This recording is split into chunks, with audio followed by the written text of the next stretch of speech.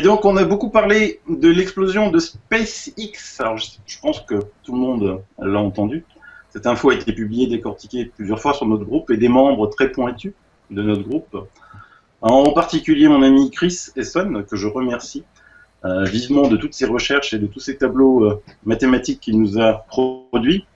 Nous sommes arrivés à une analyse en profondeur de ce qu'il s'est réellement passé. Parce qu'évidemment, il ne suffit pas de regarder une vidéo en disant « Ah ben non, la fusée a explosé ». Donc on va d'abord écouter ce que disent les vrais médias, enfin les vrais médias, justement les médias habituels, les BFM, l'Express, la télé. Et ils racontent quoi? Deuxième coup dur pour SpaceX, une fusée Falcon 9 de l'entreprise américaine spécialisée dans les vols spatiaux a explosé jeudi 1er septembre lors d'un test de ses moteurs à Cap Canaveral en Floride. Survenu sur le pas de tir, l'accident n'a fait aucun blessé, mais a détruit le lanceur et le satellite que la fusée transportait. SpaceX peut confirmer que lors des préparatifs pour un essai statique de mise à feu des moteurs, une anomalie s'est produite qui a résulté dans la perte du véhicule de son chargement, précise le porte-parole de la société américaine. Les causes de l'accident ne sont toutefois pas encore été déterminées. Le satellite de communication détruit avait été loué par Facebook. Alors regardez bien l'image là, entouré sur la droite, on voit bien un objet qui arrive, donc de droite vers la gauche. C'est des images qui ont été ralenties 250 fois. Donc le satellite de communication détruit, là il y a un gros zoom sur cet engin, a été loué par Facebook et la société française de Telsat. Il devait mettre en orbite le 3 septembre, ce qui aurait été une première pour le réseau social Facebook qui comptait sur cet satellite pour développer son projet d'offrir un accès Internet sans fil dans le monde entier. C'est à peu près 195 millions de dollars que vous voyez là s'envoler en fumée. Il est à noter que SpaceX est une entreprise qui travaille évidemment pour la NASA et appartient au mania Elon Musk, qui a récemment déclaré que nous vivions dans un hologramme. Là, nous avons de nouveau cet étrange appareil qui approche et on peut... Alors effectivement, sur l'autre vidéo qui est ralentie à 250 fois, on voit vraiment sa trajectoire et elle est bien rectiligne, c'est pas un oiseau qui passe, voilà, on voit parfaitement. On va vous donner maintenant la version officielle, celle de UAT. Donc, on a décortiqué les vidéos de ce lanceur, mais particulièrement sur les 16 images disponibles dans les vidéos en haute définition, ralenties donc 250 fois. On aperçoit, on peut appeler donc un objet volant non identifié, venant de la droite vers la gauche. En supposant que l'énergie cinétique de cet ovni est constante durant les 16 trames disponibles, soit 0,25 secondes, il est alors possible de déterminer la vitesse en profondeur de l'ovni, puis sa position. Donc on a fait, Chris Esson surtout, a fait des schémas. Là, on a bien vu que c'est pas l'OVNI qui a percuté. Hein. Ah non, non, non, non, l'OVNI n'a pas du tout percuté. D'accord, il est juste passé au-dessus. Il est passé au-dessus, mais on verra dans d'autres ralentis qu'à un moment, mais c'est un flash très court, un petit rayon lumineux touche la fusée. En plus, on voit très bien que cette fusée explose par le haut, alors que les réservoirs sont en bas et ne sont absolument pas en haut. D'accord? Donc, en analysant la courbe de cette ovni dans le champ de vision, on a pu déterminer par différents tableaux sa vitesse. On a quitté une vitesse comprise entre 2000 à 2850 km/h en fonction des paramètres qui nous manquent, c'est-à-dire qu'on a travaillé sur tous les paramètres possibles et inimaginables en fonction de la longueur de champ. Pour une accélération en virage, puisqu'on voit quand même qu'il fait un virage, comprise entre 200 et 356 G. D'accord? Donc là, nous avons clairement un objet qui ne peut être en aucun cas. Donc là, voilà, par exemple, ici, on voit que la courbe bleue est la trajectoire de l'OVNI en altitude en mètres dans le champ de vision, tandis que la courbe rouge est la même vue de dessus.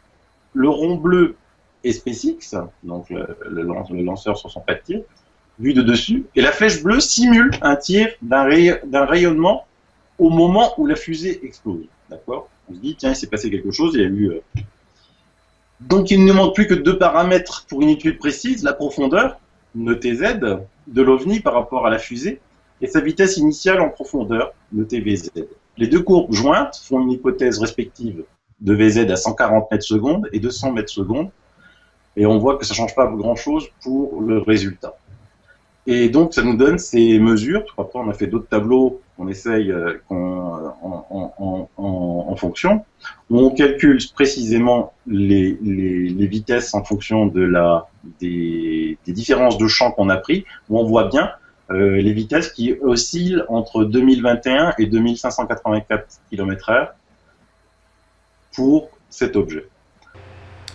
Que cherchent à démontrer ces chiffres? Bah, c'est simple. À partir du moment qu'on arrive de manière mathématique, en analysant les images, à trouver que c'est un objet qui va entre 2000 à 2850 km/h, qui va de 200 à 356 G d'accélération. Aucun objet sur cette Terre n'a cette capacité. Avec ces vitesses-là, on casserait 2 fois la vitesse du son. On entendrait un bang, mais alors gigantesque, même pour un petit objet comme ça, parce qu'on peut aussi estimer que la taille de l'engin fait environ 1 mètre. D'accord, on arrondit, ça fait à peu près 1 mètre. Donc 1 mètre, c'est quand même relativement grand. Et il n'y a pas de drones qui existent qui font ces capacités aujourd'hui d'accélération fantastiques et capables de supporter ces G. Parce que quelque chose aujourd'hui qui supporterait 350 G s'écraserait carrément sur lui-même. Donc c'est clairement un objet volant non identifié. D'accord.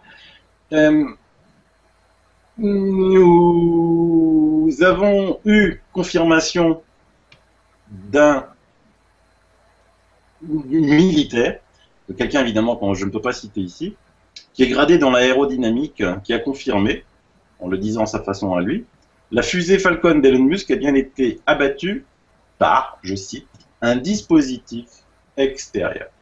Un dispositif extérieur. Alors, qu'est-ce que c'est? Ben, clairement un OVNI, parce que OVNI, ça veut dire objet volant non identifié. Là, on voit toutes les trames analysées en différentes chromographies pour voir un petit peu ce qui se passe au niveau de l'impact. Et là, on voit très bien l'impact et l'énergie dégagée en haut, non pas dans les réservoirs de propérol, d'essence de cette fusée, et que c'est bien en haut que ça a consumé en premier. Là, on voit bien dans cette image l'objet passé, d'accord?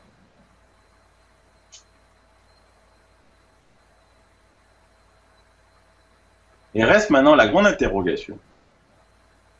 Pourquoi un OVNI d'origine humaine ou extraterrestre s'attaquerait à ce lanceur ou plutôt à ce satellite?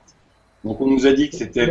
On est bien d'accord, c'est pas dans l'habitude, logiquement, des ovnis, en tout cas de ce qu'on en sait, de s'attaquer gratuitement à des bases terriennes, on va dire, ou à des objets terriens. En général, c'est soit par accident, mais dans tout ce qu'on a pu entendre comme cas, soit il y a des désactivations, mais là, ce serait peut-être l'une des premières fois, en tout cas à ma connaissance, où il y aurait une véritable destruction volontaire. C'est effectivement, il y a eu déjà des attaques dans le passé qui sont complètement aujourd'hui prouvées par les témoignages qu'il y a eu, notamment la vague Colares au Brésil. Mais on a déjà vu beaucoup d'objets volants non identifiés intercepter des missiles, intercepter des ogives nucléaires, ça on en a.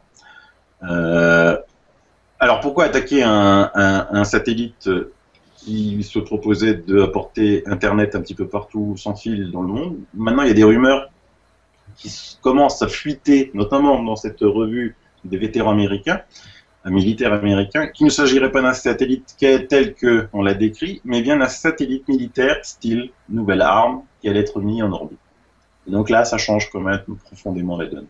Parce que toutes les données que l'on a sur cet objet sont factuelles, personne ne peut les contester, les images sont factuelles, personne ne peut les contester, et le type d'explosion qu'a subi cette fusée est complètement anormal. Ce n'est pas une explosion qui aurait pu, comme tiens, un réservoir d'essence qui explose suite à une étincelle.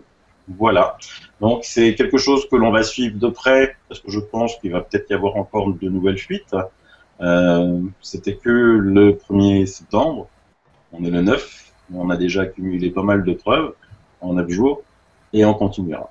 Et ça, c'est toujours ça sera toujours dans la trame de UAT, c'est-à-dire qu'on ne se contente pas d'élaborer des hypothèses dans le vent et de parler en l'air.